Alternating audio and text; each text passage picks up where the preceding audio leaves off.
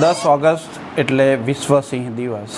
આ દિવસે શાળાના લગભગ 1050 વિદ્યાર્થીઓ nature health foundation Vallabh Vidyanagar, speak for speechless foundation Vallabh Vidyanagar દ્વારા એમના સહયોગથી આજે એક મહારેલીનું આયોજન કરેલું। આ રેલીના માધ્યમથી બાળકો દ્વારા વિદ્યાનગરની જનતાને માહિતી આપવાનો પ્રયત્ન કરેલો કે વન્યજીવો છે બચાવવા જરૂરી છે, પર્યાવરણ બચાવવું જરૂરી છે, જંગલ બચાવવું જરૂરી છે અને ખાસ કરીને એશિયાટિક લાયન કે જે આપણું ઘરેણું છે, વિશ્વમાં એશિયાટિક લાયન માત્ર ગુજરાતની અંદર અને એ પણ